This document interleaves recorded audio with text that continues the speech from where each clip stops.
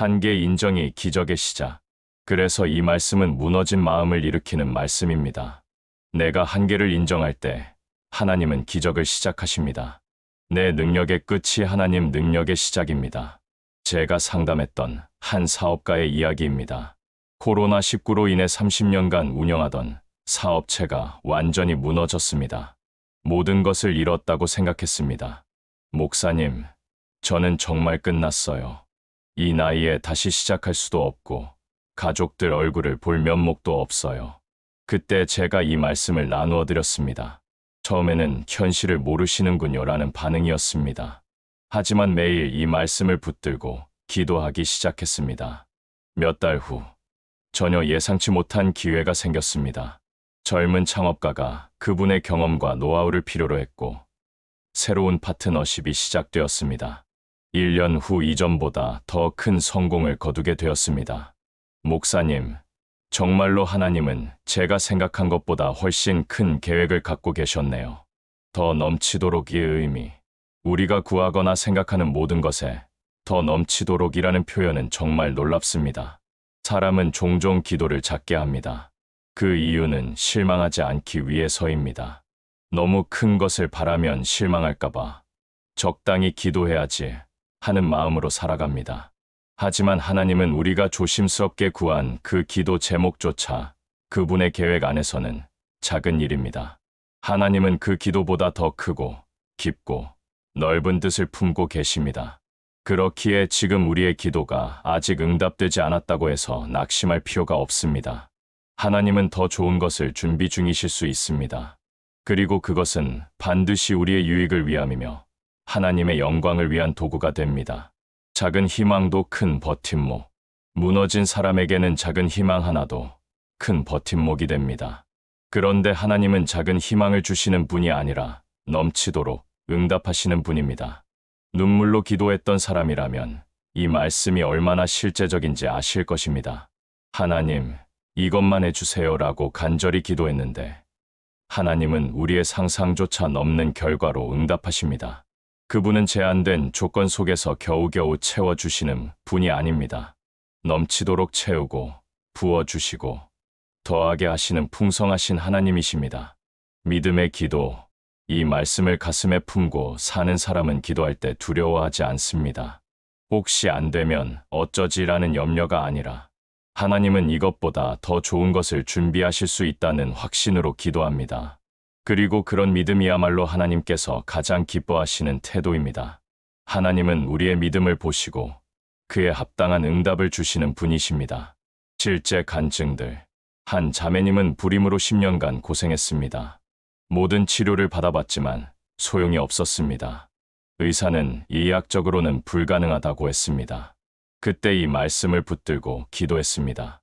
하나님, 의학으로는 불가능하지만 주님께는 불가능이 없습니다. 주님이 원하시면 넘치도록 응답해 주실 줄 믿습니다. 1년 후 기적적으로 임신하게 되었고 쌍둥이를 낳았습니다. 하나만 달라고 기도했는데 둘을 주셨다며 감사의 눈물을 흘렸습니다. 현재 상황에 대한 격려. 혹시 지금 무너진 마음으로 살아가고 계신가요? 더 이상 기도할 힘조차 없는 상태인가요? 그렇다면 오늘 이 말씀을 마음에 새기시기 바랍니다. 하나님은 내가 구하거나 생각한 것보다 더 넘치도록 능히 하실 수 있는 분이시다. 그리고 그 능력은 지금 여러분 가운데서 역사하고 있습니다. 느껴지지 않아도, 보이지 않아도 하나님의 손은 여러분의 삶 속에서 움직이고 있습니다. 절대 포기하지 말라. 지금 그분은 무너진 당신의 마음을 다시 일으키기 위해 준비하고 계십니다. 그러니 절대로 포기하지 마십시오. 하나님의 능력은 당신의 가장 약한 순간에 가장 강하게 임합니다. 그리고 그 능력은 무너진 마음을 넘치도록 회복시키는 힘이 있습니다. 하나님의 시계는 우리의 시계와 다릅니다. 우리가 이제 늦었다고 생각할 때 하나님은 이제 시작이다라고 말씀하십니다. 우리가 불가능하다고 할 때 하나님은 내게는 가능하다고 하십니다. 기도의 새로운 차원. 이 말씀을 깨달은 사람의 기도는 달라집니다. 소극적이고 조심스러운 기도가 아니라 적극적이고 담대한 기도를 드리게 됩니다. 하나님, 주님이 하시고자 하시면 무엇이든 하실 수 있습니다. 저의 상상을 넘어서는 방법으로 역사해 주세요. 이런 기도가야말로 하나님의 마음을 움직이는 기도입니다. 9번째 말씀 이사야 43장 19절. 보라, 내가 새 일을 행하리니. 보라, 내가 새 일을 행하리니. 이제 나타낼 것이라 너희가 그것을 알지 못하겠느냐. 반드시 내가 광야에 길을 사막에 강을 내리니. 어떤 절망에서도 다시 시작하게 하는 말씀이 있습니다. 사람의 인생이 완전히 끝났다고 느껴지는 지점이 있습니다. 모든 것을 잃었다고 생각되는 그 순간, 마음은 깊은 어둠 속으로 가라앉습니다. 하지만 하나님은 바로 그 자리에서 새로운 시작의 문을 여십니다. 그분은 무너진 끝에서 새로운 길을 내시는 분입니다. 9번째로 무슨 일이 있어도 곁에 두어야 할 말씀은 이사야 43장 19절입니다. 끝이 아닌 시작의 선언. 이 말씀은 끝이 아닌 시작의 선언입니다. 보라는 외침은 단순한 시선의 전환이 아닙니다. 지금까지의 절망을 멈추고 새로운 희망을 주목하라는 하나님의 강력한 명령입니다. 보라고 말씀하실 때 하나님은 우리의 시선이 과거의 실패나 현재의 절망에 머물러 있음을 아십니다. 그래서 이제 다른 곳을 보라. 내가 하는 일을 보라고 말씀하시는 것입니다. 하나님은 새 일을 준비하신다. 하나님은 우리가 바라보지 못하는 사이에도 새 일을 준비하십니다. 우리의 과거가 아무리 엉망일지라도, 우리의 실패가 아무리 깊을지라도 하나님은 이제 나타낼 것이라 말씀하십니다. 그 일은 갑작스럽게, 그러나 분명하게 우리 앞에 나타나게 됩니다. 마치 아무것도 없던 땅에서 갑자기 새싹이 돋아나는 것처럼 절망 속에서도 새로운 희망이 싹 틀 것입니다. 불가능한 곳에 길을 내시는 하나님. 우리는 때때로 도무지 길이 없다고 말합니다. 앞도 막히고 뒤도 막힌 것 같은 상황에서 이제 정말 끝이다 라고 절망합니다. 하지만 하나님은 광야에 길을 내시는 분입니다. 광야는 길이 있을 수 없는 곳입니다. 모래바람이 불고 메마르고 방향 감각을 잃기 쉬운 곳입니다. 사막은 생명이 유지될 수 없는 환경입니다. 물도 없고 그늘도 없고 희망도 보이지 않는 곳입니다. 그러나 하나님은 바로 그 불가능의 땅에 길을 만드시고 강을 흐르게 하십니다. 이는 단순한 회복이 아닙니다. 창조의 역사입니다. 없던 것을 있게 하시는 하나님의 능력입니다. 하나님의 새로운 길, 즉 우리가 준비하지 못한 길이 아니라 하나님께서 처음부터 준비하신 길입니다. 우리는 기존의 길이 막혔다고 절망하지만 하나님은 이미 새로운 길을 계획하고 계셨습니다. 때로는 기존의 길이 막혀야만 새로운 길이 보이기도 합니다. 우리가 고집스럽게 붙들고 있던 계획들이 무너져야만 하나님의 더 좋은 계획이 드러나기도 합니다.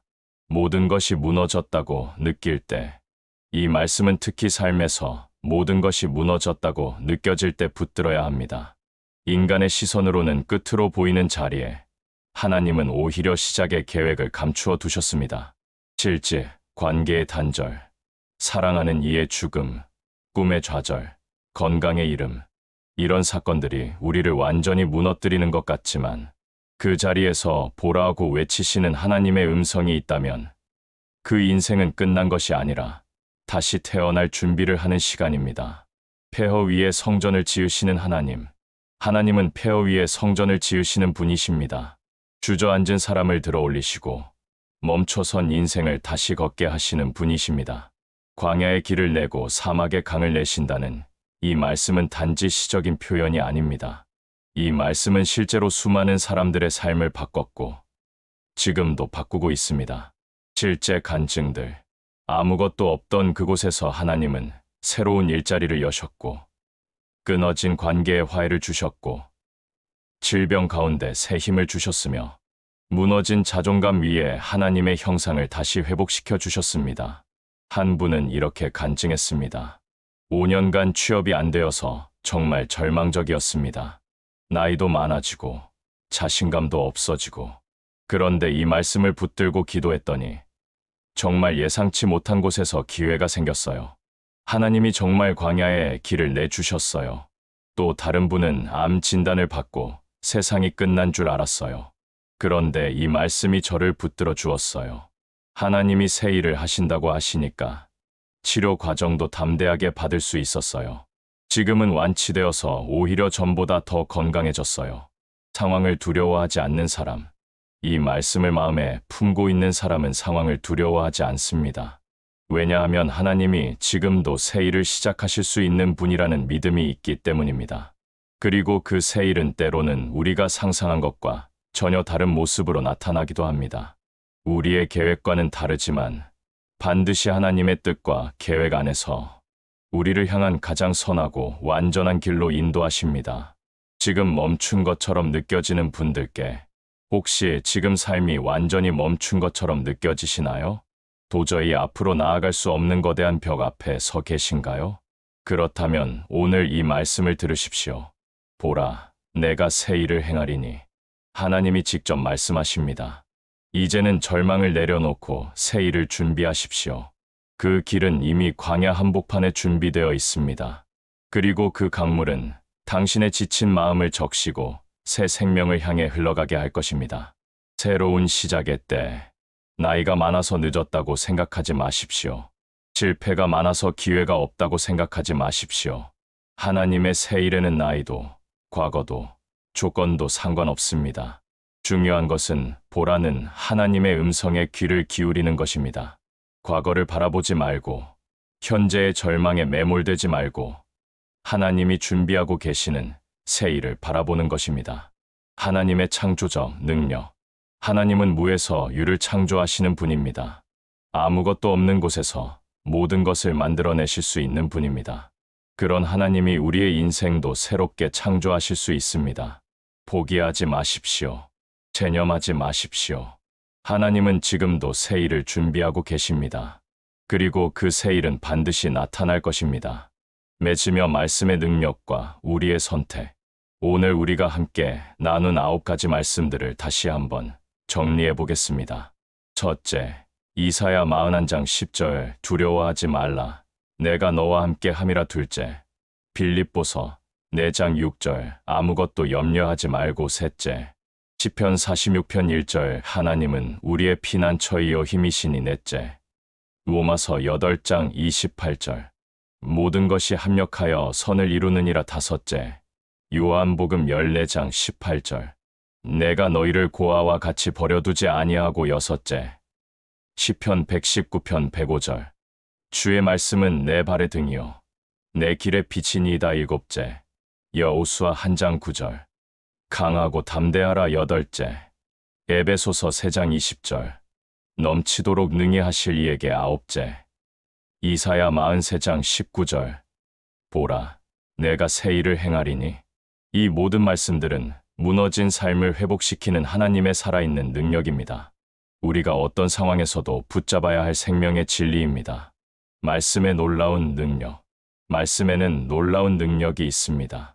단순히 정보를 전달하는 것이 아니라 실제로 상황을 변화시키고 사람을 변화시키는 살아있는 힘이 있습니다.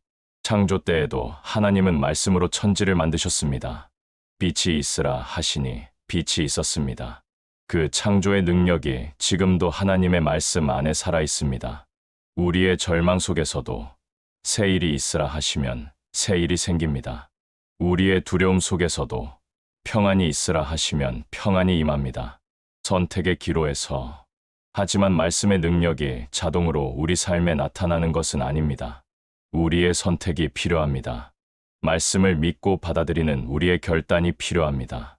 오늘 이 시간 여러분은 2가지 중 하나를 선택할 수 있습니다. 첫째는 계속해서 상황에 매몰되어 사는 것입니다. 문제를 바라보고 어려움을 붙들고 절망에 머물러 사는 것입니다. 둘째는 하나님의 말씀을 붙들고 사는 것입니다. 상황보다 말씀을 믿고 현실보다 하나님의 약속을 신뢰하며 사는 것입니다. 말씀 중심의 삶. 말씀을 중심으로 산다는 것은 단순히 성경을 많이 읽는 것을 의미하지 않습니다. 말씀을 삶의 기준으로 삼고 말씀에 따라 결정하고 말씀의 약속을 믿고 살아가는 것입니다. 어려운 일이 생겼을 때 먼저 사람을 찾지 말고 말씀을 찾아보십시오. 염려가 생겼을 때 걱정에 빠지지 말고 기도로 나아가십시오. 절망스러운 상황에서 포기하지 말고 하나님의 새 일을 기대해 보십시오. 공동체의 힘. 또한 이런 말씀들은 혼자서만 붙들 것이 아니라 공동체와 함께 나누어야 합니다. 가족과 함께, 친구들과 함께, 믿음의 공동체와 함께 이 말씀들을 나누고 서로 격려하십시오. 한 사람이 흔들릴 때 다른 사람이 말씀으로 붙들어주고, 한 사람이 넘어질 때 다른 사람이 말씀으로 일으켜 세워주는 것. 그것이 진정한 믿음의 공동체입니다. 지속적인 묵상.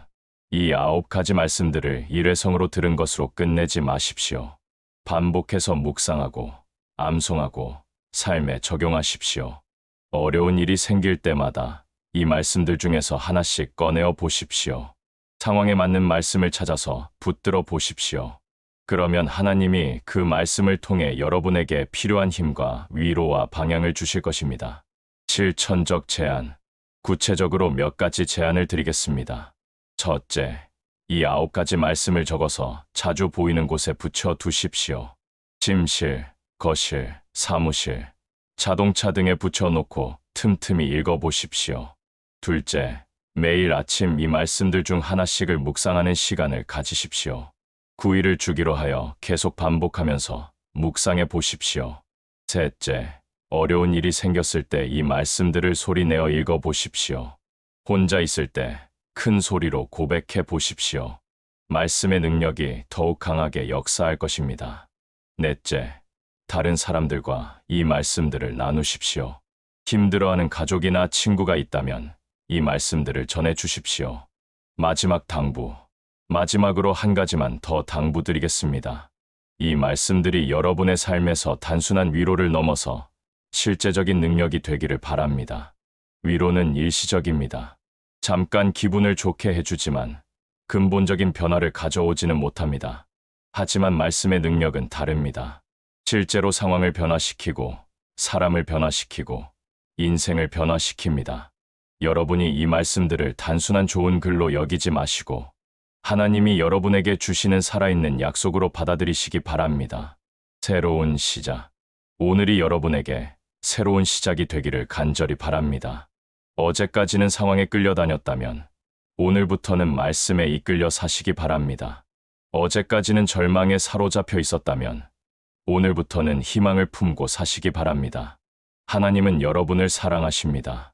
여러분의 현재 상황이 어떠하든, 과거가 어떠했든 하나님의 사랑은 변하지 않습니다. 그리고 그 사랑 안에서 하나님은 여러분을 위한 가장 좋은 계획을 가지고 계십니다.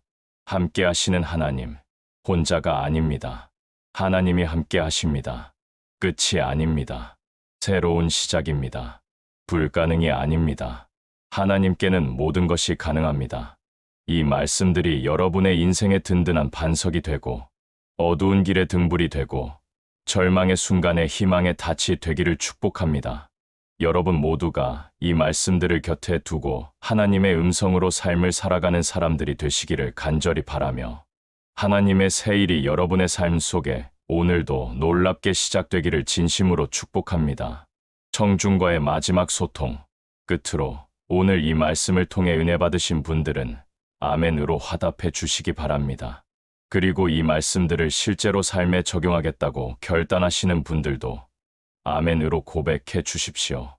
여러분의 마음속에서 이미 하나님이 역사하고 계심을 믿습니다. 오늘 들은 이 말씀들이 단순한 정보가 아니라 여러분의 삶을 실제로 변화시키는 능력이 되기를 바랍니다.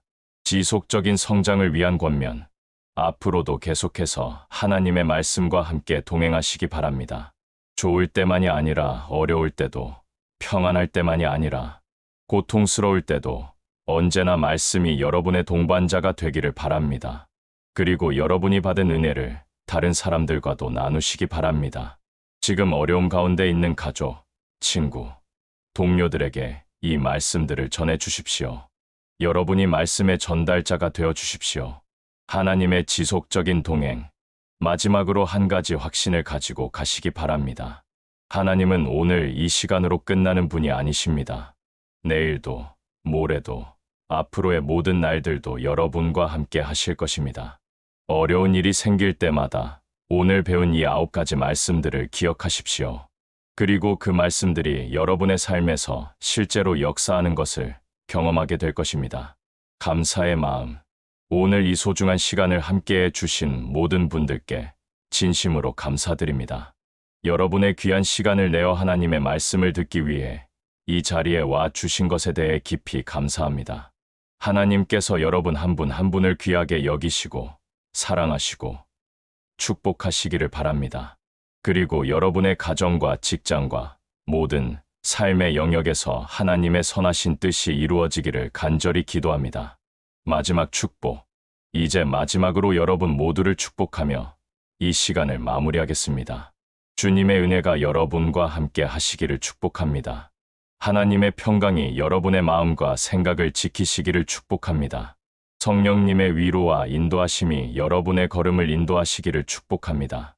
그리고 무엇보다도 오늘 나누어드린 이 9가지 말씀들이 여러분의 삶에서 살아 움직이는 하나님의 음성이 되어 어떤 어려움 속에서도 여러분을 일으키고 세우고 인도하는 능력이 되기를 간절히 축복합니다. 하나님께서 여러분의 모든 걸음을 축복하시고 여러분의 모든 계획을 형통하게 하시며 여러분의 모든 소원을 선한 방향으로 인도해 주시기를 기도합니다. 오늘 이후에 여러분의 삶이 더욱 풍성하고 더욱 의미 있고 더욱 하나님의 영광을 나타내는 삶이 되기를 진심으로 축복합니다. 아멘. 부록 9가지 말씀 요약. 기억하기 쉬운 형태로 정리한 9가지 핵심 말씀. 1점. 두려울 때 두려워하지 말라. 내가 너와 함께 함이라. 이사야 4100실. 2점. 염려할 때 아무것도 염려하지 말고 감사함으로 하나님께 아뢰라. 빌립보서 46. 3점. 피할 곳이 없을 때 하나님은 우리의 피난처이요 힘이시니. 시편 461. 4점. 이해할 수 없을 때 모든 것이 합력하여 선을 이루느니라. 로마서 828. 5점. 외로울 때 내가 너희를 고아와 같이 버려두지 아니하고. 요한복음 1418. 6점. 길이 보이지 않을 때 주의 말씀은 내 발의 등이요 내 길의 빛이니이다. 시편 119,105. 7점. 현실이 두려울 때 강하고 담대하라. 내 하나님이 너와 함께 하느니라. 여호수아 19. 8점. 한계를 느낄 때 넘치도록 능히 하실 이에게. 에베소서 320. 9점. 끝났다고 생각될 때 보라 내가 새 일을 행하리니. 이사야 4319. 이 9가지 말씀을 마음에 새기시고 필요할 때마다 꺼내어 묵상하시기 바랍니다. 하나님의 살아있는 말씀이 여러분의 삶에 실제적인 능력과 변화를 가져다 주실 것을 확신합니다. 하나님의 은혜와 평강이 여러분과 함께 하시기를 축복합니다. 아멘. 참 무너져도 다시 일어서는 성경 말씀 9구절. 절망의 순간에 붙들어야 할 하나님의 약속들. 들어가며 여러분 안녕하세요. 오늘 이 자리에 함께 해주셔서 진심으로 감사드립니다. 혹시 여러분 중에 나는 강한 사람이야. 무슨 일이 있어도 버틸 수 있어 라고 생각하며 살아가시는 분이 계신가요? 아마 대부분의 분들이 그런 마음을 가지고 계실 것입니다. 우리는 모두 자신만의 방식으로 삶의 무게를 견뎌내며 살아갑니다. 하지만 제가 오늘 여러분께 전하고 싶은 진실이 하나 있습니다.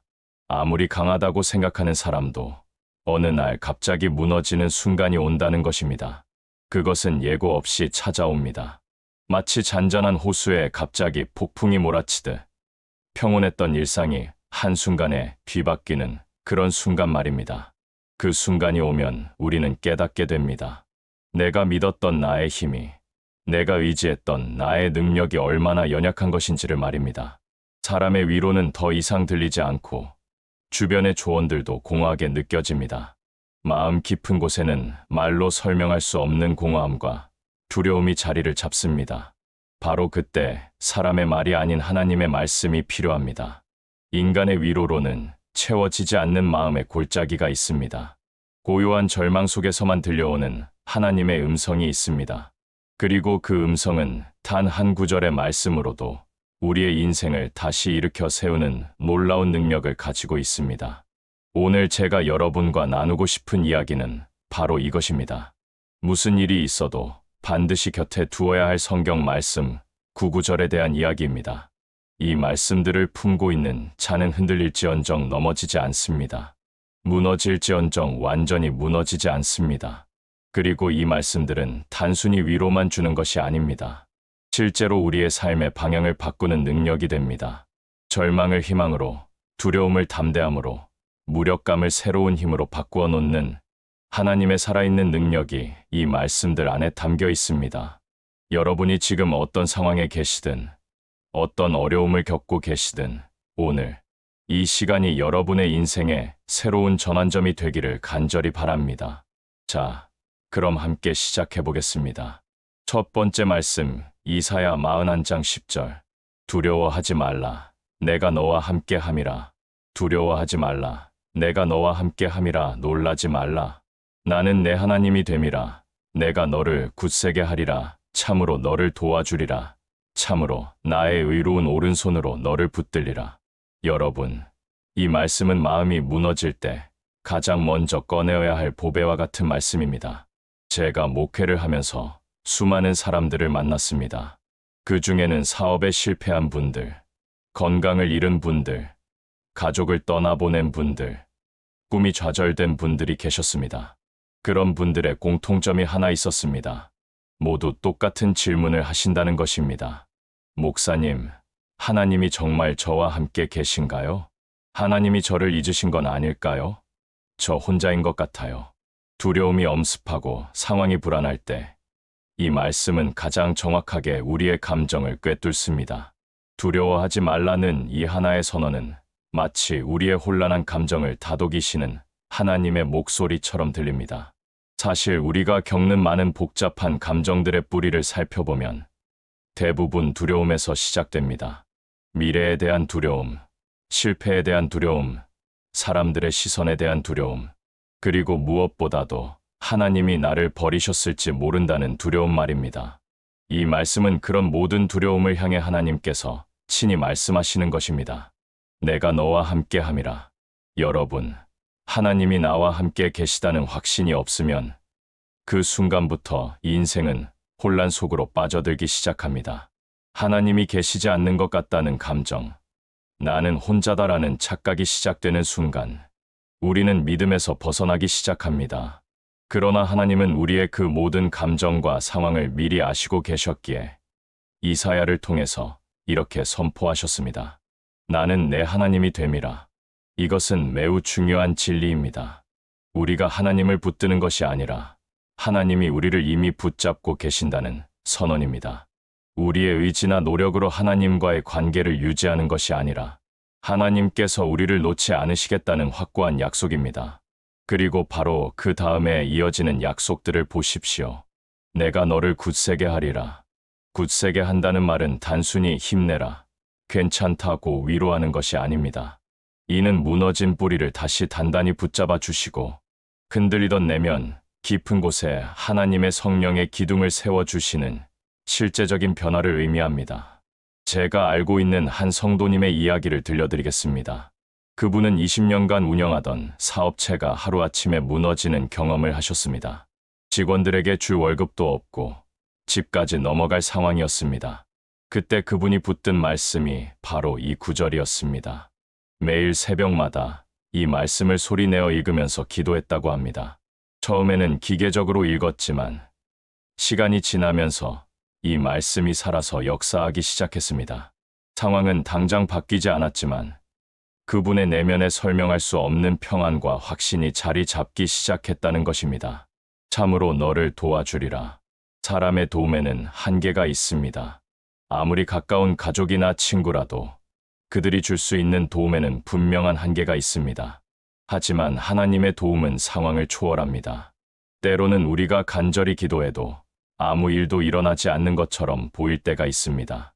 하늘이 노쇠 같고 기도가 천장에 부딪히는 것 같은 느낌을 받을 때가 있습니다. 그러나 이 말씀은 그런 우리에게 확신을 줍니다. 참으로 도와주신다는 이 표현은 하나님이 우리의 상황을 결코 외면하지 않으신다는 증거입니다. 참으로 나의 의로운 오른손으로 너를 붙들리라.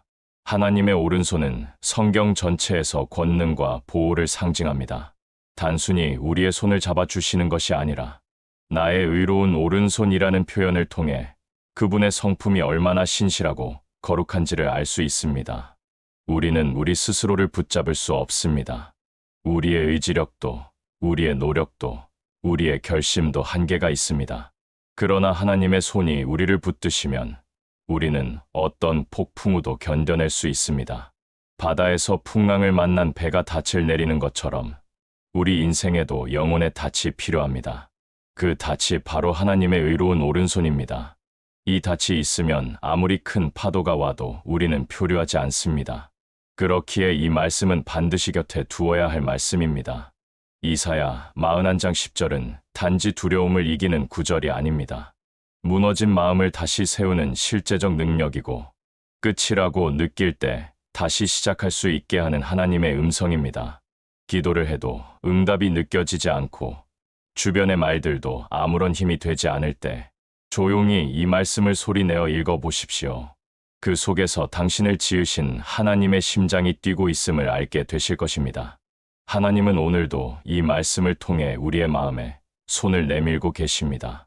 당신이 이 손을 붙잡기만 한다면 다시는 두려움 속에 홀로 남겨지지 않을 것입니다. 두 번째 말씀 빌립보서 4장 6절. 아무것도 염려하지 말고 오직 모든 일에 기도와 간구로 너희 구할 것을 감사함으로 하나님께 아뢰라. 여러분, 사람들은 참 아이러니한 존재입니다. 평안한 순간에는 하나님과 말씀을 잊고 살다가 고통의 시간이 오면 그제서야 급하게 하나님을 찾고 말씀을 찾습니다. 하지만 정말 중요한 것은 고난이 오기 전에 이미 말씀을 붙잡고 있는 사람입니다. 미리 준비된 사람과 그렇지 않은 사람의 차이는 어려움이 닥쳤을 때 극명하게 드러납니다. 두 번째로 무슨 일이 있어도 곁에 두어야 할 말씀은 빌립보서 4장 6절입니다. 이 말씀은 단순한 기도의 권면이 아닙니다. 하나님과 우리 사이에 끊어진 실질적인 교통을 회복하는 통로입니다. 아무것도 염려하지 말고. 이 명령은 얼마나 단호하고 명확한지요. 하나님께서는 조금만 염려하라거나 어쩔 수 없는 것은 염려해도 된다고 말씀하지 않으셨습니다. 아무것도 염려하지 말라고 하셨습니다. 그런데 현실을 보십시오. 우리 주변에는 염려할 일들이 너무 많습니다. 자녀들의 미래, 경제적인 문제, 건강상의 이슈, 인간관계의 어려움, 하루도 조용할 날이 없습니다. 그렇다면 하나님은 현실을 모르시는 걸까요? 아닙니다. 하나님은 우리의 현실을 누구보다 잘 아십니다. 그럼에도 불구하고 염려하지 말라고 명령하시는 이유가 있습니다. 많은 이들이 염려를 기도로 바꾸지 못한 채 살아갑니다. 입으로는 하나님께 맡긴다고 하면서 실제 삶에서는 모든 것을 스스로 짊어지고 살아가려 합니다. 밤잠을 이루지 못하고 하루 종일 걱정에 사로잡혀 살아갑니다. 하지만 하나님은 그 무거운 짐을 우리가 끝까지 지기를 원하지 않으십니다. 그래서 아무것도 염려하지 말라고 명령하신 것입니다. 이 말은 상황이 좋아질 때까지 기다리라는 것이 아닙니다. 상황이 좋지 않아도 염려 대신 기도와 간구를 택하라는 명확한 초대입니다. 기도와 간구의 차이. 여기서 주목해야 할 점은 하나님께서 기도와 간구를 함께 말씀하셨다는 것입니다. 기도는 하나님과의 일상적인 대화입니다. 마치 친한 친구나 가족과 이야기하듯이 자연스럽고 편안하게 하나님과 나누는 대화입니다. 반면 간구는 더 절박하고 구체적인 요청입니다. 간절함이 담긴 기도입니다. 하나님, 정말 필요합니다. 도와주세요. 라는 마음으로 드리는 기도입니다.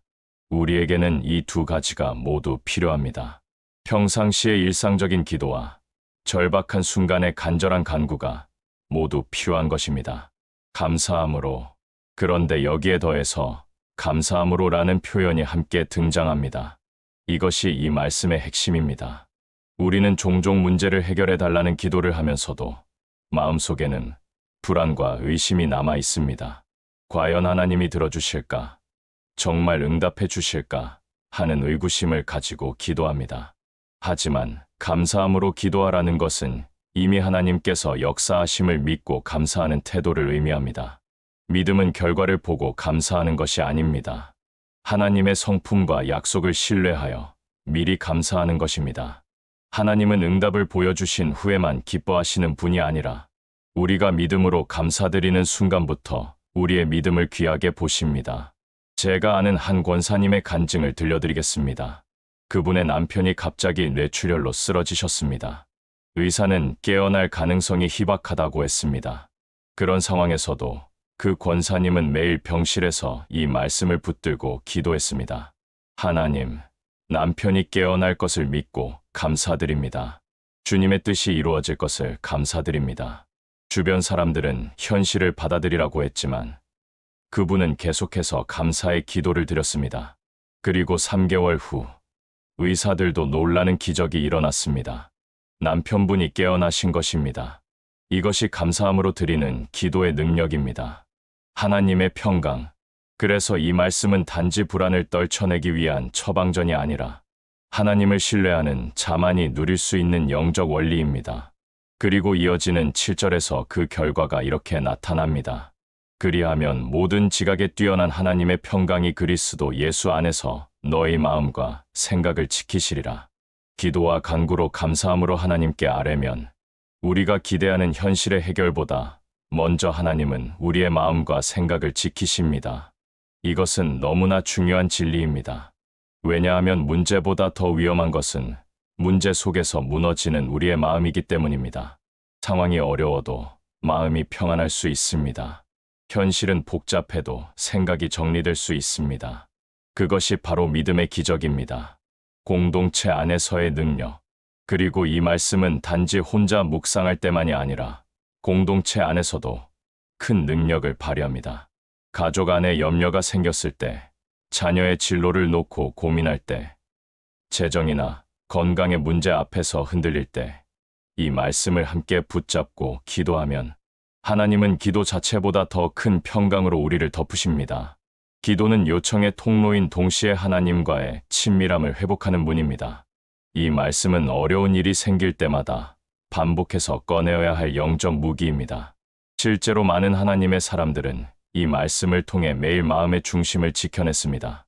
누군가는 병상에서, 누군가는 수술실 문 앞에서, 또 누군가는 자녀의 방황을 놓고 밤마다 눈물로 이 말씀을 붙잡았습니다. 그리고 놀랍게도 문제보다 먼저 찾아온 하나님의 평강이 그들의 삶에 실제적인 회복을 안겨주었습니다. 우리의 선택. 이제 우리도 선택할 수 있습니다. 염려를 붙잡고 살 것인지, 기도와 감사함으로 주님께 아뢰고 마음의 평안을 누릴 것인지 말입니다. 하나님은 그 어떤 기도보다 믿음의 감사를 기뻐하십니다. 상황은 바뀌지 않았는데도 감사하며 아뢰는 자, 그 사람의 삶에는 세상이 이해할 수 없는 평강이 임합니다. 그리고 그 평강은 우리를 단순히 위로하는 데서 끝나는 것이 아닙니다.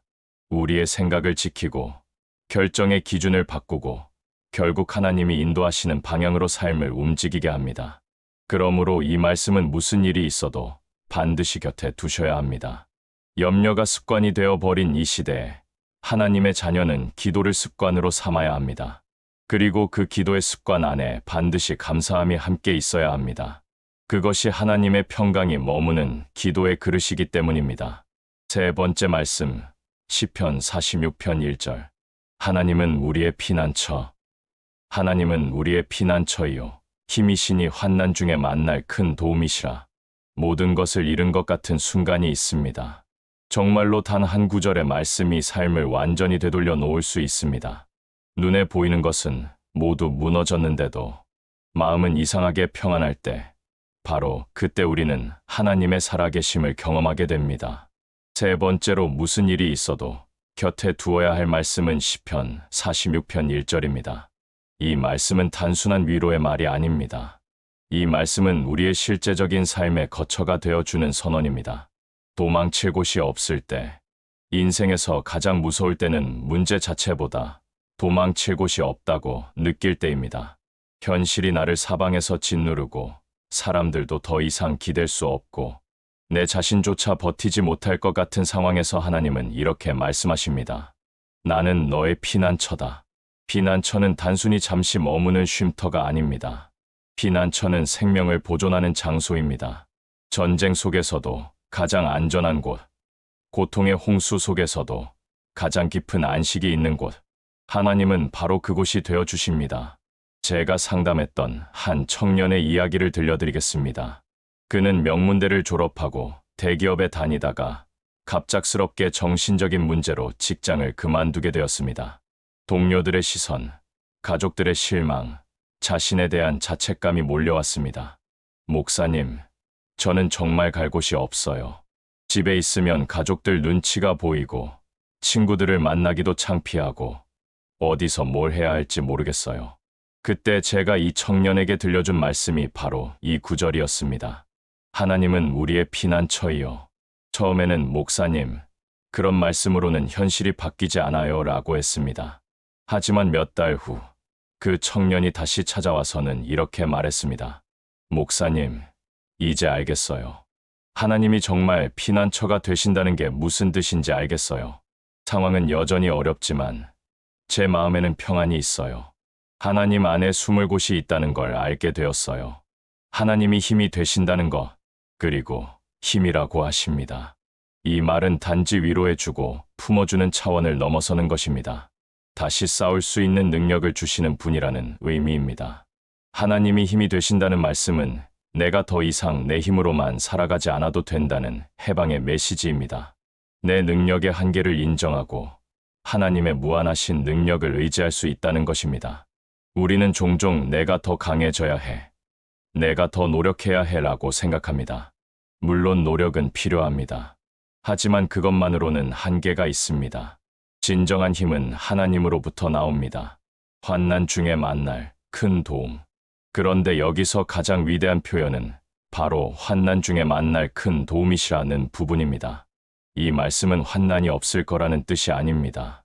오히려 환난이 반드시 온다는 사실을 전제합니다. 그러나 그 환난 속에서 하나님이 도우시는 분이라는 것을 약속하십니다. 많은 사람들이 하나님을 믿으면 고난이 없을 거야 라고 잘못 생각합니다. 그래서 어려움이 오면 내 믿음이 부족한가? 하나님이 나를 사랑하지 않으시나? 라고 의심합니다. 하지만 성경은 분명히 말합니다. 이 세상에서는 환난이 있을 것이라고 말입니다. 중요한 것은 환난이 있느냐 없느냐가 아니라 그 환난 속에서 누구와 함께 하느냐입니다. 하나님은 우리가 순조롭고 안정적인 삶을 살 때보다 고난의 한복판에서 더 가까이 찾아오시는 분입니다. 그리고 그 도움은 작고 간접적인 응급처치가 아니라 큰 도움입니다. 내 인생을 다시 일으키는 결정적 개입. 그것이 하나님의 방식입니다. 실제 간증들. 시편 46편의 이 말씀은 고통의 시간을 지나온 수많은 이들에게 실제로 구원의 밧줄이었습니다.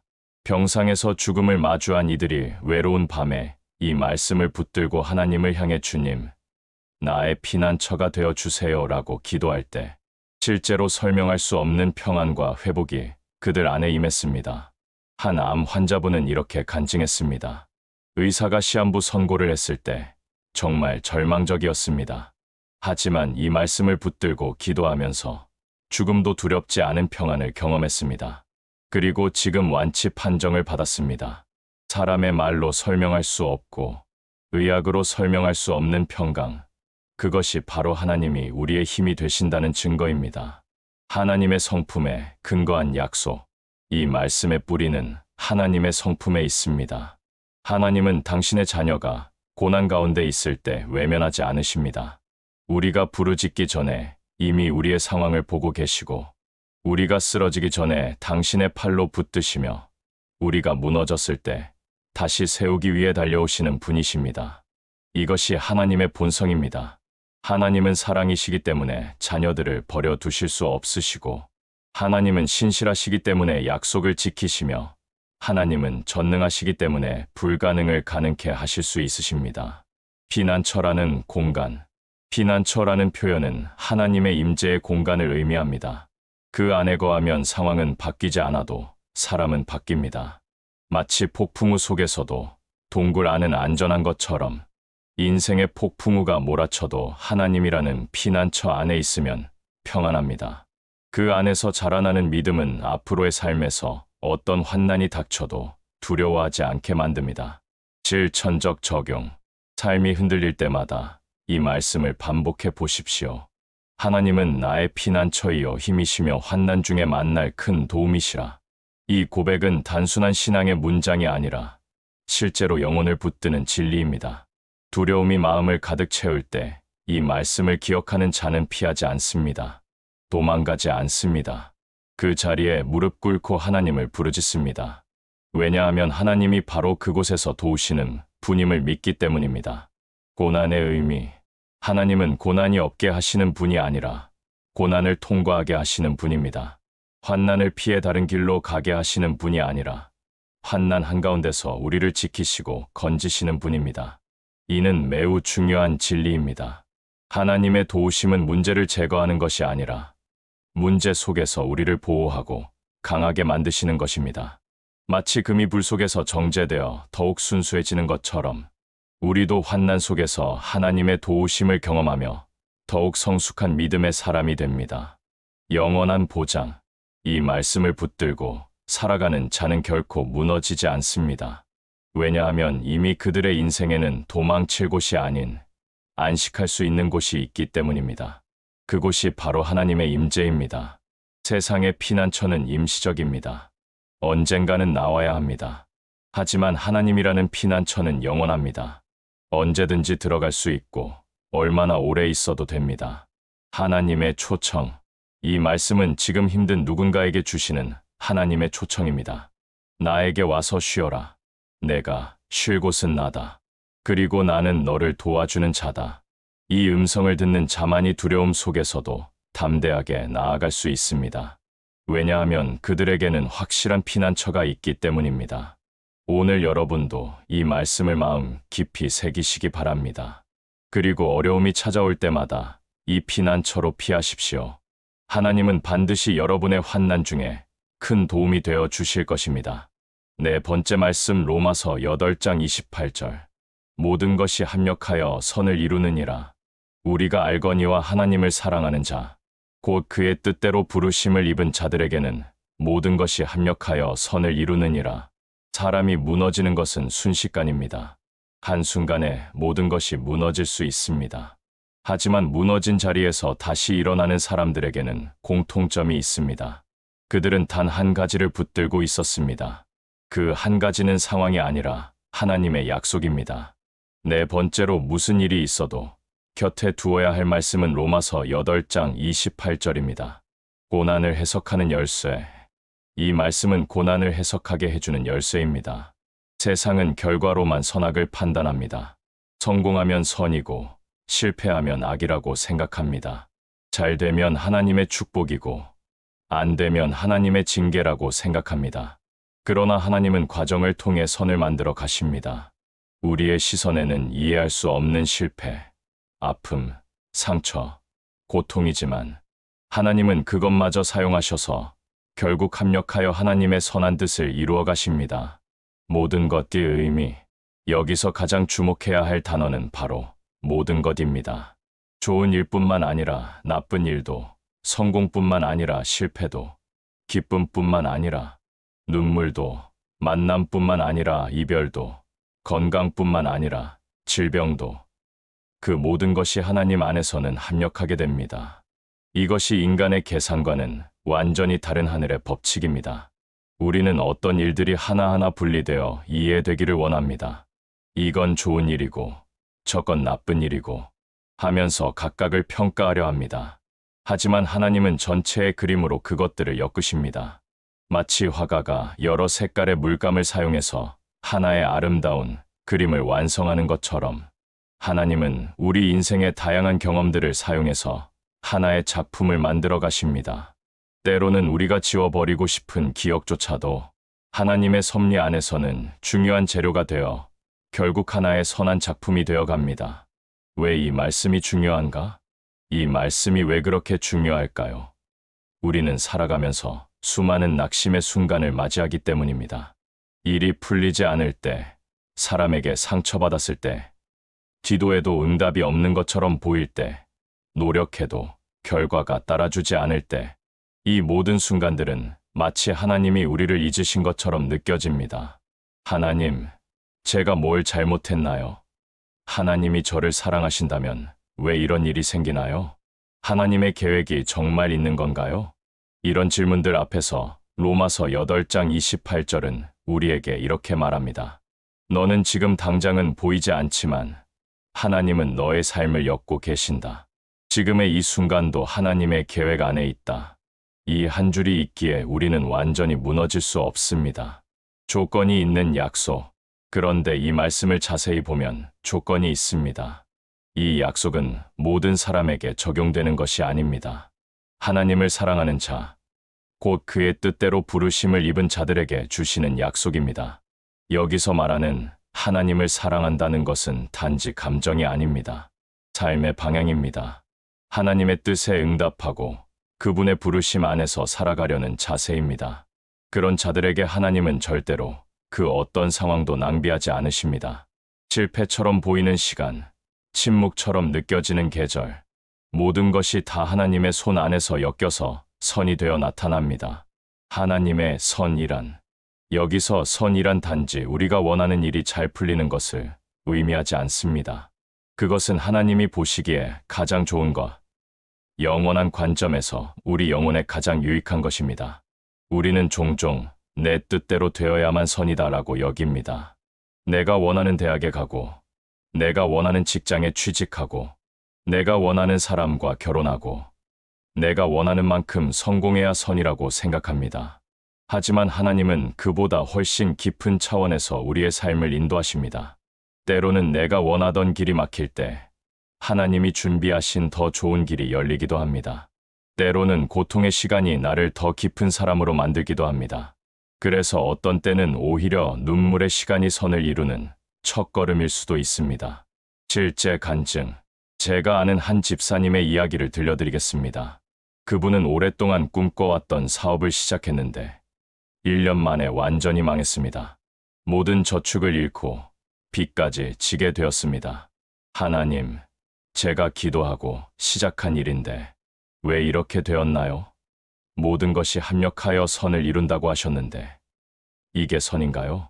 그런데 그 실패 때문에 다시 직장에 들어가게 되었고 그곳에서 만난 동료를 통해 복음을 전하게 되었습니다.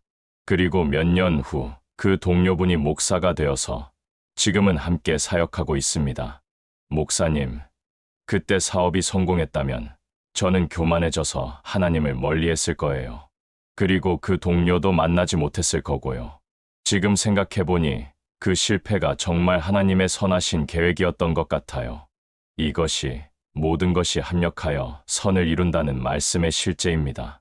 시각의 변화, 이 말씀을 삶에 새기고 살아가는 사람은 흔들려도 방향을 잃지 않습니다. 사람의 말은 위로가 될 수 있지만 삶을 완전히 붙잡아 주지는 못합니다. 그러나 이 한 말씀은 삶 전체를 다시 해석하게 만드는 능력이 있습니다. 아, 지금 이 일도 결국은 하나님께서 선으로 바꾸실 수 있는 과정이구나. 이런 시선을 가진 사람은 절망 중에도 일어섭니다. 그리고 더 이상 과거에 얽매이지 않습니다. 왜냐하면 그 과거조차 하나님이 사용하실 것을 믿기 때문입니다. 하나님은 모든 것을 사용하신다. 하나님은 정말로 모든 것을 사용하시는 분입니다. 우리가 자랑하고 싶은 성공도, 우리가 숨기고 싶은 실패도, 우리가 기억하고 싶은 기쁨도, 우리가 지우고 싶은 아픔도, 그 모든 것을 하나님은 기억하시고 의미를 부여하시고 결국 우리를 성장시키는 발판으로 사용하십니다. 세상에는 쓸모없는 경험이라는 것이 없습니다. 하나님의 손에서는 모든 경험이 다 의미가 있고 다 목적이 있습니다. 현재의 고통에 대한 위로, 그러니 지금 당신에게 이해되지 않는 일이 있다면 당장 결론을 내리려 하지 마십시오. 그저 이 말씀을 품으십시오. 모든 것이 합력하여 선을 이루느니라. 하나님의 타이밍은 완전합니다. 그분의 목적은 언제나 선합니다. 우리가 지금 당장 이해하지 못한다고 해서 하나님의 계획이 없는 것이 아닙니다. 일으키는 능력. 이 말씀은 실패한 자를 일으키는 말씀입니다. 후회하는 자를 다시 걷게 하는 말씀입니다. 포기하려는 자에게 다시 시작할 용기를 주는 말씀입니다. 지금 이 말씀을 듣고 계시는 여러분의 마음에 하나님은 말씀하고 계십니다. 나는 너의 모든 것을 낭비하지 않는다. 너의 눈물도, 너의 고통도, 너의 실패도 다 내 손 안에서 아름다운 목적을 위해 사용될 것이다. 이것이 하나님을 믿는 사람이 가질 수 있는 가장 큰 위로입니다. 내 인생에 의미 없는 시간은 없다는 확신, 내 경험에 쓸모없는 것은 없다는 믿음. 이것이 우리를 다시 일으키는 힘이 됩니다. 다섯 번째 말씀, 요한복음 14장 18절. 내가 너희를 고아와 같이 버려두지 아니하고 내가 너희를 고아와 같이 버려두지 아니하고 너희에게로 오리라. 사람의 말이 전혀 들리지 않는 순간이 있습니다. 세상 모든 사람이 내 곁을 떠난 것 같고 이 세상에 나 혼자만 남은 것 같은 그런 시간이 있습니다. 바로 그 시간에 필요한 것은 단 한 줄의 말씀입니다. 다섯 번째로 무슨 일이 있어도 곁에 두어야 할 말씀은 요한복음 14장 18절입니다. 예수님의 마지막 약속. 이 말씀은 예수님이 십자가를 지시기 전 제자들에게 남기신 가장 소중한 약속 중 하나입니다. 그들의 삶에서 가장 절망적인 순간이 다가오고 있었습니다. 사랑하는 선생님이 떠나가시고 모든 꿈이 무너지는 것처럼 보이는 그 절망의 문턱에서 예수님은 고아와 같이 버려두지 않겠다고 말씀하셨습니다. 이 말은 단순한 위로가 아닙니다. 예수님께서 당신의 부재를 두려워하는 제자들을 위해 남기신 확실한 임재의 약속입니다. 고아라는 단어의 의미, 고아라는 단어는 존재적 고통을 말합니다. 단순히 부모가 없다는 의미가 아닙니다. 아무에게도 돌봄받지 못하고 방치된 상태, 누군가가 나를 책임져 줄 사람이 없고 나를 위해 싸워줄 사람이 없을 때 느끼는 깊은 외로움과 무력함을 의미합니다. 현대 사회에서도 이런 고아 같은 느낌을 경험하는 사람들이 많습니다. 가족이 있어도, 친구들이 있어도, 사람들에게 둘러싸여 있어도 깊은 외로움을 느끼는 사람들이 있습니다. 아무도 나를 정말로 이해해 주지 않아. 아무도 내 편이 되어 주지 않아. 정말 어려울 때는 결국 혼자야. 이런 생각들이 마음을 지배할 때 우리는 실질적으로 고아와 같은 상태가 됩니다. 제자들의 두려움. 예수님은 제자들이 앞으로 겪을 외로움과 두려움을 미리 아셨습니다. 그리고 우리도 살아가며 그런 감정을 피할 수 없습니다. 믿음이 좋다고 해서 늘 담대하고 평안한 것은 아닙니다. 오히려 깊은 신앙을 가진 자일수록 때로는 더 깊은 고독의 골짜기를 지나야 할 때가 있습니다. 하나님이 침묵하시는 것처럼 느껴지는 시간, 기도가 천장에 부딪히는 것 같은 시간들 말입니다. 생명의 약속. 이 말씀은 바로 그런 순간에 붙들어야 할 생명의 약속입니다. 하나님은 절대로 자녀를 방치하시는 분이 아닙니다. 우리가 느끼는 외로움의 깊이를 누구보다 잘 아시며 우리가 눈물 흘릴 때 단지 지켜보시기만 하는 분이 아니라 함께 우시는 분이십니다. 우리의 아픔을 나누시고 우리의 고통을 품으시는 분이십니다. 너희에게로 오리라. 예수님께서 너희에게로 오리라 하신 이 말씀은 단순히 심정적으로 함께 하신다는 뜻이 아닙니다. 이는 성령으로 임하시겠다는 실제적 선언입니다. 곁에 아무도 없어도 그분은 당신의 영으로, 임재로, 말씀으로 함께 하시며 우리를 지켜주십니다. 이것은 추상적인 개념이 아니라 실제적인 경험입니다. 제가 상담했던 한 자매님의 이야기입니다. 그분은 남편을 갑작스럽게 잃고 두 아이를 혼자 키우게 되었습니다. 장례식이 끝나고 사람들이 모두 돌아간 후 집에 혼자 앉아 있는데 정말 막막했다고 합니다. 목사님, 그때 정말 고아가 된 기분이었어요. 세상에 나 혼자 남겨진 것 같았어요. 그런데 이 말씀을 읽는 순간 정말 주님이 곁에 계시는 것을 느꼈어요. 눈으로 볼 수는 없었지만 분명히 계셨어요. 현재에도 유효한 약속. 이 말씀이 단순히 예수님의 과거 발언으로 끝난 것이 아닙니다. 이 말씀은 오늘 지금 우리에게도 유효한 하나님의 살아있는 언약입니다. 성령님은 지금도 우리와 함께 하십니다. 느껴지지 않아도, 들리지 않아도, 보이지 않아도 그분은 이미 우리 안에 와 계십니다. 이것이 기독교의 가장 큰 특권입니다. 실천적 적용. 그렇기에 이 말씀은 외로움과 두려움의 순간마다 다시 꺼내어야 합니다. 기도할 마음도 생기지 않을 때 단지 이 말씀 한 구절만 중얼거려 보십시오. 나는 고아가 아니야. 주님이 나와 함께 하신다. 그렇게 고백하며 마음을 주님께 열기 시작하면 눈에 보이지 않아도 그분의 임재가 서서히 당신의 마음을 덮기 시작할 것입니다. 관계의 상처를 치유하는 힘. 또한 이 말씀은 관계의 상처를 치유하는 힘이 있습니다. 사람에게 받은 배신, 이해받지 못한 깊은 상처, 반복된 외면과 거절. 이런 것들이 마음속에 깊이 쌓일 때 우리는 자신도 모르게 나는 사랑받지 못하는 존재다라는 거짓말을 믿게 됩니다. 그러나 예수님은 그 모든 거짓을 끊으십니다. 내가 너를 버려두지 않는다. 이 말씀은 우리 존재에 대한 하나님의 확실한 선언입니다. 너는 결코 혼자가 아니다. 내가 너를 향한 계획을 멈추지 않았다. 나는 여전히 너를 향해 오고 있다. 버려짐에 대한 두려움을 극복. 이 말씀이 삶에 깊이 새겨진 사람은 버려짐을 두려워하지 않습니다. 사람의 인정이 없어도 무너지지 않습니다. 왜냐하면 그 안에는 세상이 줄 수 없는 확신이 있기 때문입니다. 주님이 나를 떠나지 않으신다는 확신, 주님이 지금도 내 인생을 붙들고 계시다는 실제적 믿음이 그들을 지탱합니다. 사랑의 회복. 이 말씀을 품은 사람은 결국 외로움을 이기고 다시 사랑을 베풀 수 있는 용기를 얻게 됩니다. 자신이 사랑받고 있다는 확신이 있을 때 비로소 다른 사람을 사랑할 수 있는 여유가 생깁니다. 상처받을 것을 두려워하지 않고 관계에 다시 마음을 열 수 있습니다. 왜냐하면 설령 사람들이 자신을 떠난다 해도 절대 떠나지 않으실 분이 계시다는 것을 알기 때문입니다. 오늘의 적용. 혹시 지금 모든 것이 끊어진 것 같고 홀로 남겨진 기분이 드시나요? 세상 모든 사람이 나를 이해하지 못하는 것 같나요? 정말 중요한 순간에 아무도 내 편이 되어 주지 않는 것 같나요? 그렇다면 바로 당신을 위해 이 말씀이 준비되어 있었습니다. 내가 너희를 고아와 같이 버려두지 아니하고 너희에게로 오리라. 이 말씀이 바로 지금 당신에게 주시는 하나님의 음성입니다. 더 이상 혼자라고 생각하지 마십시오. 주님이 당신과 함께 하십니다. 6번째 말씀, 시편 119편 105절. 주의 말씀은 내 발의 등이요. 주의 말씀은 내 발의 등이요. 내 길의 빛이니이다. 인생의 방향이 보이지 않을 때가 있습니다.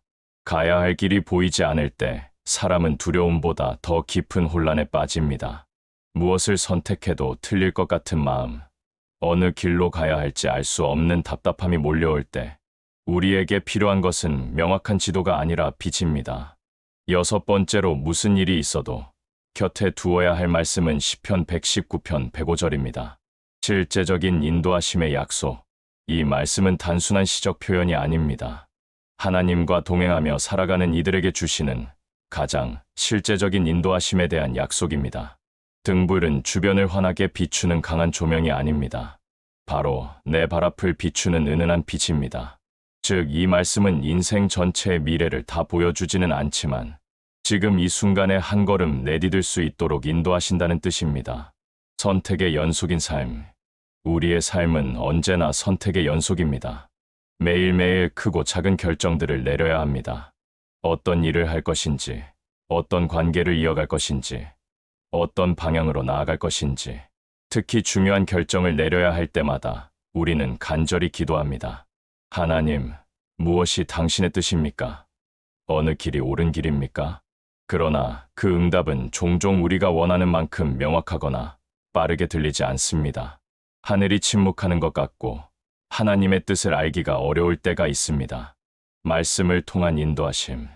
이때 필요한 것은 상황의 갑작스러운 변화가 아니라 말씀을 통한 내면의 인도하심입니다. 주의 말씀은 내 발의 등이다.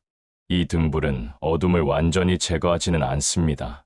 하지만 걸음을 멈추지 않게 도와줍니다. 바로 그 점이 이 말씀이 주는 특별한 은혜입니다.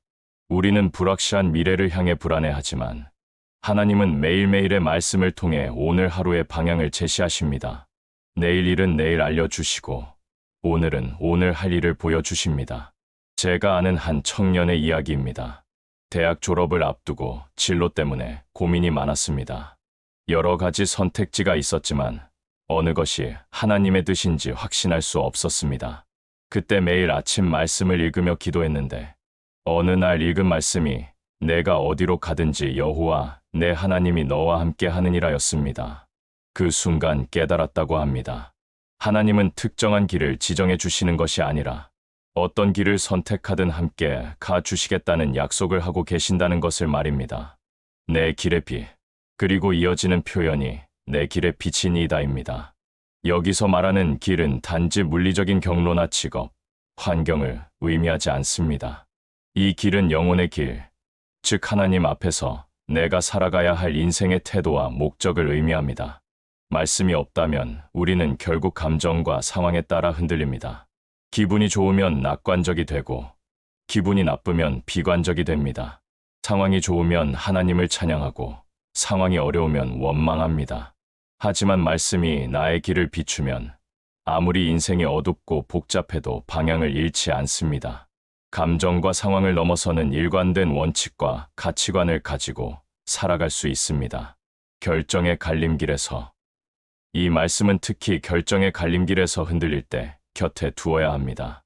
진로 선택의 순간에서, 결혼 결정의 순간에서, 이사나 이직을 고려할 때 이 말씀을 붙든 사람은 결국 후회 없는 결정을 하게 됩니다.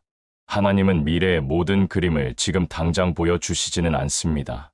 하지만 오늘 한 걸음의 순종을 통해 우리를 인도하십니다. 그리고 그 한 걸음을 인도하시는 빛이 바로 주의 말씀입니다. 성경 읽기 이상의 의미. 그래서 이 말씀을 실제 삶에 적용한다는 것은 단순히 성경을 읽는 것 이상을 의미합니다.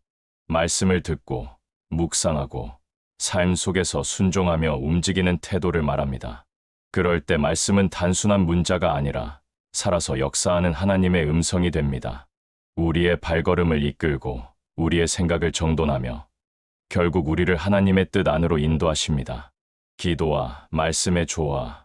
우리가 가야 할 길이 보이지 않을 때 기도만큼 중요한 것이 바로 말씀 앞에 멈춰서는 것입니다. 많은 사람들이 하나님의 뜻이 무엇입니까? 라고 묻습니다. 그러나 그보다 먼저 말씀을 따라 오늘 내가 무엇을 해야 합니까? 를 질문해야 합니다. 왜냐하면 하나님의 뜻은 언제나 말씀 안에서 확인되기 때문입니다.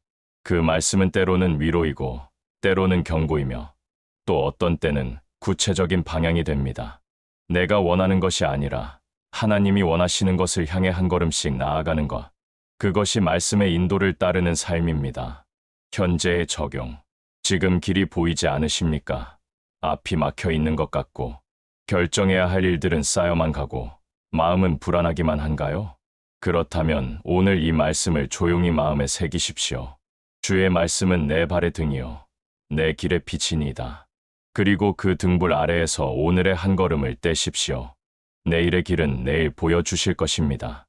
하나님은 우리 인생 전체를 보시는 분이시며 우리는 그분을 따라 한 걸음씩 나아가면 됩니다. 어둠 속에서도 빛이 있다. 이 말씀이 어두운 시기를 지나고 있는 누군가의 삶의 방향이 되기를 바랍니다. 혼란 속에서 멈춰서 있는 분이라면 이제 말씀의 빛을 따라 다시 걸어가 보십시오. 그 길의 끝에는 반드시 하나님의 선하신 뜻과 완전한 계획이 기다리고 있습니다. 하나님은 우리를 사랑하시기에 가장 좋은 길로 인도하시는 분입니다. 7번째 말씀 여호수아 1장 9절. 강하고 담대하라. 내가 내게 명령한 것이 아니냐. 강하고 담대하라. 두려워하지 말며 놀라지 말라. 내가 어디로 가든지 내 하나님 여호와가 너와 함께 하느니라. 불가능한 현실 앞에서도 담대함을 주는 말씀이 있습니다. 사람이 두려움을 느끼는 것은 현실이 너무 커 보일 때입니다. 그 거대한 현실 앞에서 우리는 너무나 작고 무기력해 보입니다. 그러나 믿음은 현실을 없애는 것이 아닙니다. 그 현실을 바라보는 시선을 완전히 바꾸는 것입니다. 7번째로 무슨 일이 있어도 곁에 두어야 할 말씀은 여호수아 1장 9절입니다. 하나님의 명령. 이 말씀은 하나님이 여호수아에게 주신 명령이지만 오늘을 살아가는 우리 모두에게도 동일하게 주시는 믿음의 선언입니다. 강하고 담대하라는 말은 단지 용기를 내라는 뜻이 아닙니다. 하나님이 직접 명령하신 태도입니다. 즉, 강함과 담대함은 선택이 아닌 믿는 자의 당연한 자세라는 뜻입니다. 이것은 매우 중요한 진리입니다. 우리는 종종 담대해지고 싶어요. 용기가 생겼으면 좋겠어요 라고 말합니다. 마치 담대함이 우연히 찾아오는 감정인 것처럼 생각합니다. 하지만 성경은 담대함을 하나님의 명령으로 제시합니다. 이는 담대함이 감정의 문제가 아니라 순종의 문제라는 뜻입니다.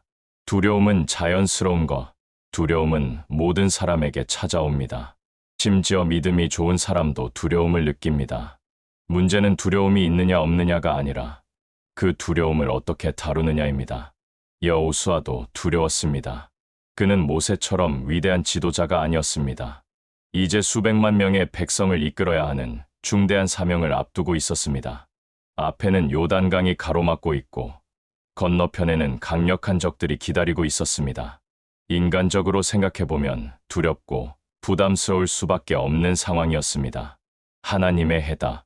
그런데 하나님은 그런 여호수아에게 이렇게 말씀하십니다. 강하고 담대하라. 두려워하지 말며 놀라지 말라. 그리고 그 이유를 명확히 설명하십니다. 내가 어디로 가든지 내 하나님 여호와가 너와 함께 하느니라.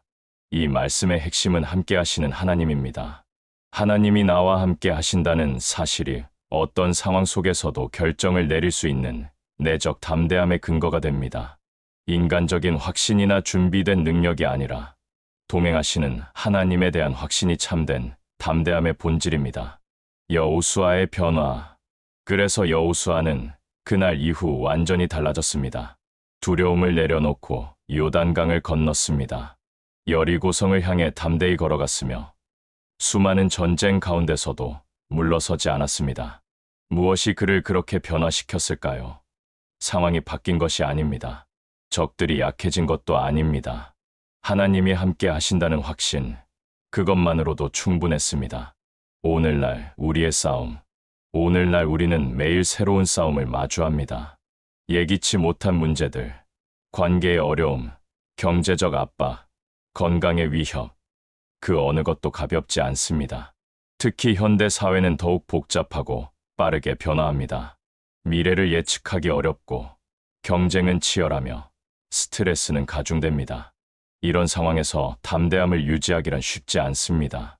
그러나 우리가 이 말씀을 마음에 품는다면 현실의 무게보다 하나님의 약속이 더 무겁다는 사실을 깨닫게 됩니다. 다시 일으키는 능력. 우리가 주저앉고 싶은 순간마다 이 말씀은 우리를 다시 일으킵니다. 두려워하지 말라. 놀라지 말라. 내 하나님이 너와 함께 하신다. 이 말씀이 실제가 되었던 많은 순간들이 있었습니다. 믿음의 선배들은 전쟁터 같은 현실 속에서도 이 말씀 한 구절로 하루를 버텼습니다. 어떤 이는 법정에서 재판을 받아야 하는 두려운 날에, 어떤 이는 가족을 잃은 슬픔의 현장에서, 또 어떤 이는 새로운 도전 앞에서 이 말씀을 붙들었습니다. 그들이 두려움을 느끼지 않은 것은 아닙니다. 다만 그 두려움보다 하나님의 임재가 더 크다는 진리를 믿었기 때문에 담대해질 수 있었습니다. 지금도 살아 움직이는 말씀, 그리고 이 말씀은 지금도 우리를 향해 살아 움직입니다. 현실이 너무 거대하게 느껴질수록 이 말씀은 더욱 강력하게 우리 안에서 힘을 발휘합니다. 두려움이 커질수록 말씀은 더 크신 하나님을 보게 합니다. 문제가 복잡할수록 말씀은 더 단순하고 확실한 해답을 제시합니다. 시각의 전환. 이 말씀은 우리를 상황 중심의 사람이 아니라 말씀 중심의 사람으로 만들어줍니다. 상황 중심의 사람은 환경에 따라 기복이 심합니다. 일이 잘 될 때는 기뻐하고 어려울 때는 낙심합니다. 하지만 말씀 중심의 사람은 상황을 초월하는 일관성을 가집니다. 왜냐하면 그들의 기준이 변하는 상황이 아니라 변하지 않는 하나님의 약속이기 때문입니다. 현실을 이기는 담대함. 여러분의 오늘이 어떠한 상황이든 두려워하지 말라, 놀라지 말라는 이 말씀이 현실을 이기는 담대함을 주길 바랍니다. 하나님이 우리를 이끌어 가시는 모든 길에는 그분의 임재가 함께합니다. 그리고 그 임재는 결코 실패하지 않습니다. 실천적 적용. 오늘 이 말씀을 그냥 읽고 지나치지 마십시오. 마음속으로 반복하십시오. 소리 내어 고백하십시오. 그리고 삶의 중심에 이 말씀을 세우십시오. 내가 어디로 가든지 주님이 나와 함께 하신다. 이 진리 하나만으로도 우리는 어떤 현실을 향해서든 담대히 나아갈 수 있습니다. 하나님이 함께 하시면 두려울 것이 없기 때문입니다. 8번째 말씀, 에베소서 3장 20절. 넘치도록 능히 하실 이에게. 우리 가운데서 역사하시는 능력대로 우리가 구하거나 생각하는 모든 것에 더 넘치도록 능히 하실 이에게. 무너진 마음을 다시 세우는 말씀이 있습니다. 누군가의 말 한마디로 무너질 때가 있습니다. 실패 하나로 혹은 상처 하나로 마음이 찢어져 나갈 때가 있습니다. 아무도 모르게 무너진 내면을 일으킬 힘은 오직 말씀에만 있습니다. 8번째로 무슨 일이 있어도 곁에 두어야 할 말씀은 에베소서 3장 20절입니다. 단순한 찬양이 아닌 실제적 신앙 고백. 이 말씀은 단지 하나님은 위대하신 분이다라는 일반적인 찬양이 아닙니다. 이는 우리 삶에 실제로 역사하시는 하나님의 능력을 신뢰하는 구체적인 고백입니다. 무너진 마음, 지쳐버린 생각, 끝이라고 여겨지는 상황 속에서도 하나님은 우리가 구하거나 상상한 그 이상으로 더 풍성하게 역사하시는 분이라는 약속입니다. 우리 가운데서 역사하시는 능력대로, 여기서 핵심은 우리 가운데서 역사하시는 능력대로입니다. 하나님의 능력은 단지 하늘 위에 있는 추상적인 개념이 아닙니다. 지금 이 순간, 내 삶 속에서, 내 감정 속에서, 나의 기도 속에서 실제로 작동하는 살아있는 능력입니다. 그리고 그 능력은 내가 가진 한계 안에서만 역사하지 않으십니다. 오히려 내가 할 수 없다고 고백한 그 지점부터 하나님은 넘치도록 일하시기 시작하십니다. 인간 능력에 의존하는 삶의 한계. 많은 사람들이 낙심하는 이유는 자신의 능력에만 기대고 있었기 때문입니다. 내가 세운 계획이 어긋나고, 내가 예상한 결과가 나오지 않고, 내가 드린 기도가 지연되면 나는 안 되는 사람인가 보다 하고 쉽게 포기합니다. 하지만 하나님은 우리의 그런 한계를 이미 아시고 전제로 하셔서 역사하시는 분입니다. 우리의 능력과 생각의 범위를 훨씬 넘어서 그분의 뜻과 능력으로 우리를 이끄십니다.